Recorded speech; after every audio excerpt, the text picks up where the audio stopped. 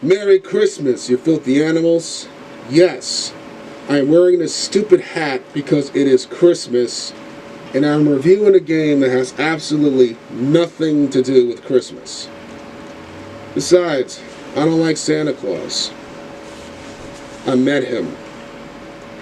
He had the Black Death. I gave him defective leeches.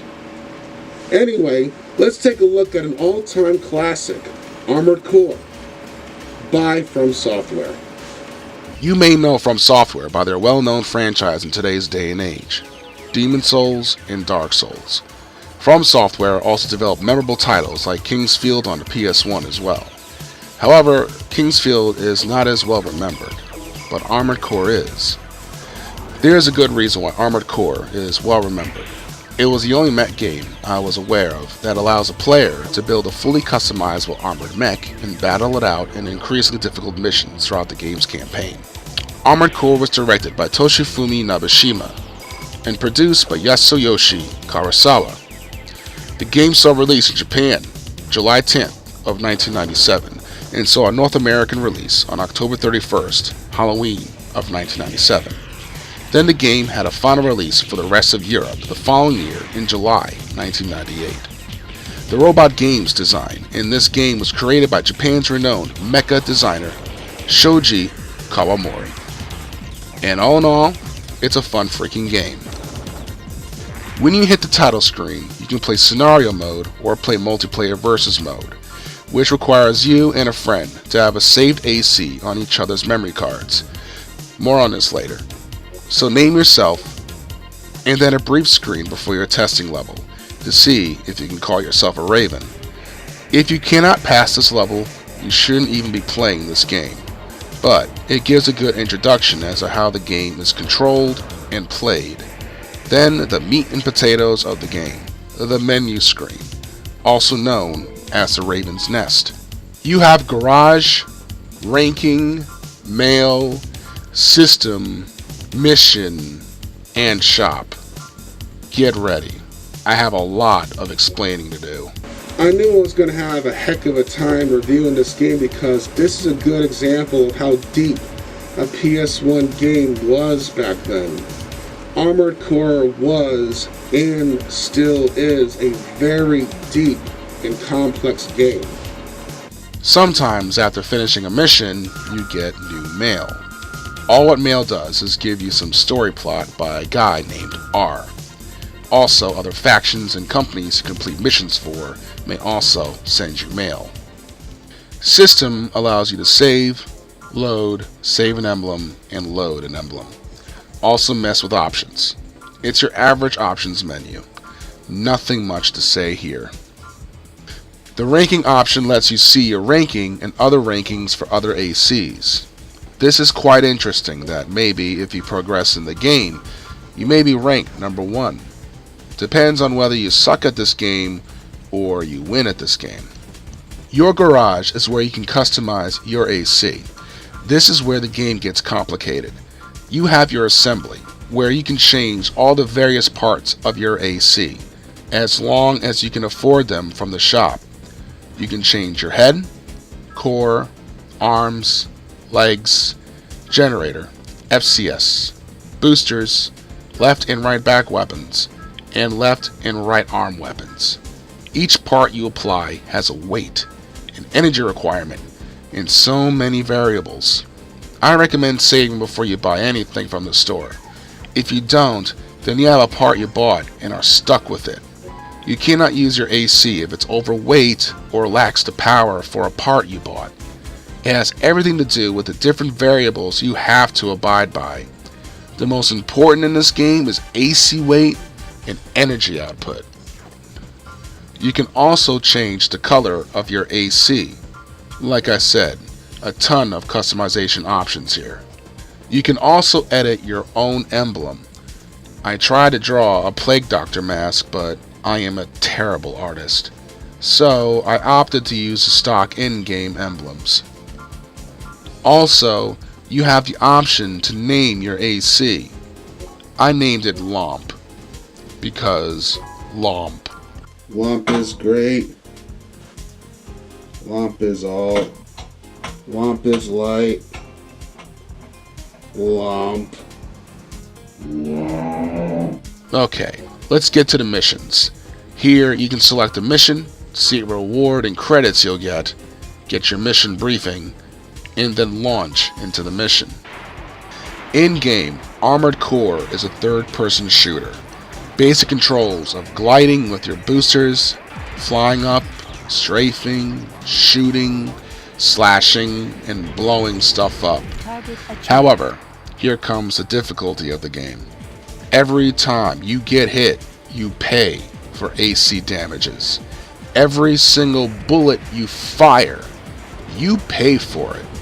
You pay for everything in this game, so you never get the full amount of credits per mission. You're always deducted. The start of the game is difficult to start off with because your AC sucks. In the store, parts are simply too expensive, and buying one of them doesn't help you at all, because your AC simply isn't compatible with any parts yet. Either it's too heavy, or your AC simply doesn't have enough power generation, so you're stuck for the first 2 hours of gameplay using the stock AC you begin with. From what I also experience in this game is that it is way too easy to get shot. Remember, you pay for AC damages. It just seems that even though the enemy projectiles are usually just projectiles, but at the same time it feels like hit scan bullets half the time, because it's far, far too difficult to outmaneuver enemy fire. So you're always straggling at the end of a mission. Keep in mind, guys, this game is made by From Software, same dudes who made Dark Souls. How appropriate too, that the game's missions are absolutely tough. This is not an easy game at all. You will get battered in each mission you play, until you can afford better AC parts and weapons. Also, building yourself an AC worthwhile is a steep learning curve. From what I remember, the instruction booklet explained the factors of AC building, but even then, when I was a teenager, this all was far too confusing for me to understand. What I didn't do as a teenager was save often. What I do now is save after every single mission, save before even buying anything from the store. If I buy a part that makes my AC too heavy or doesn't have enough energy to use, I reload the game. It is better to reload your game from your memory card than sell it back to the store and make only 60% of the credits from that part you bought. You will be saving often. Load your game if you fail a mission, for example, and try that mission again. The reason why you want to do this is because the only way to game over in this game is by failing missions over and over, having a severe negative balance in credits, and the game will immediately game over you. If you fail missions constantly, what will happen is the companies you fail missions for will trust you less. You won't have any missions to do because your track record sucks. So believe me when I say, save after every single mission. I cannot stress this enough. The missions get more and more difficult as you progress as well. Like this mission here where they tell you not to destroy the generators or you'll have to pay for the damages. I made a mistake and shot a bullet before the door even opened completely, and every single generator in the room just blew up. I restarted the mission only to find out the enemies inside don't attack you, so you can just safely dispatch them with your blade. This is the only mission where I got the full payment and credits. The next mission tells me I have to destroy the main enemy unit and do not destroy the blue targets. Destroying any blue targets will come out of your pay. This mission is just one of the early missions and it's really difficult. My first time through, I was shooting at the enemy. What was wrong with this was that they hit me far too easily and they died far too slow because, let's be honest, my gun sucks. So at the end of the mission, with the final encounter, I died. Tried it again, but this time I slashed at all of them. Take note that the enemy destroyed the blue bots, not me. The end of the mission was easier, but I still only beat it with very little armor left. Special deduction, minus 3,000 credits. This means if the enemy destroys targets that is against mission parameters, you get charged for them. That is not fair. And this is not the first time that it happens. Even in this garage stage, this robot enemy is so fast and you're far too slow. It literally destroys so many cars. In this mission briefing, it clearly tells you not to destroy these cars. So I didn't. But that did not stop the bot from doing so. When I finally killed this guy off, I was charged minus 1,800 credits for damages. Thanks. Also, this one mission I tried, I got destroyed on because an AC entered the battlefield and literally sent me back to where I came from. Thus, I loaded my game after and didn't play the mission again. It seems that depending on what faction you do jobs for plays a role in the story. So you can work for evil organizations and good organizations. This is very interesting. After a while too, the store unlocks new parts to purchase. This is where I was able to upgrade my AC a little so LOMP could become more powerful. After you upgrade your AC a bit, you can test it out and see how it performs, which is a handy tool. This machine gun definitely gets the job done. And then the missions become more and more complicated. Like in this mission, where your radar and targeting system is kicked offline. You have to blow up every single tank and avoid enemies coming in. I thought I had destroyed all the tanks, but when I went back to the starting area, I failed the mission. Tried it again, and then I get prompted to leave. And then the mission lets me complete it. Like, what? The further you get into the game, the more fun it just becomes, because you just want to know how powerful you can make your AC. So you just keep on playing just to see where you end up. Even if you gotta fight another AC to do this. You just feel good just to see it blow up and succeed in your mission. I've completely forgotten how involved, how difficult, and how much fun this game is. It is definitely a From Software game. Armored Core spawned 4 sequels in its time, and sadly, From Software stopped making more games with this IP, so the PS4 and Xbox One never got a next-gen Armored Core game, probably because From Software has been focusing all their efforts into the Dark Souls games. Armored Core on the PS1 is still a fun game, and even has a multiplayer mode where you and a friend can battle each other's ACs.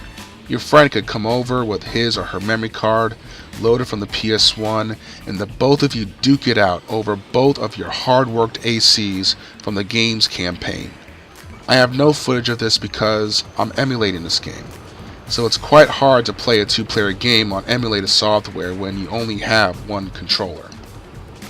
Hey, don't blame me for emulating. You know how much PS1 games are now? I don't own a PS1 anymore, unfortunately, and many PS1 games are just expensive. Armored Core is not bad, however, selling for about $20 used on eBay. Also, keep in mind, the PS1 has a failure rate. Buying a used PS1 doesn't really pay nowadays unless you have the money to get it repaired and refurbished. Also, don't expect a plague doctor such as myself to be able to afford it. Well, the Black Death doesn't exactly spread around that much, so I have a lack of customers, so let's be real. My verdict is this. Armored Core is a deep, challenging mech game that deserves to be played even to this day. It was popular on the PS1 for a reason. King's Field wasn't as popular because of its slower, more methodical gameplay, which I will cover at some other point in time, but this game in particular is an amazing game. I only scratched the surface of how deep Armored Core is. I know this for a fact that there are experts of this franchise who can explain how to build an AC and how to have a far more smoother start, but I ultimately suck at this game. I still love it regardless. And I am Dr. Walther Garstein. And hopefully we'll see each other again next time. Happy holidays, and until next time, farewell.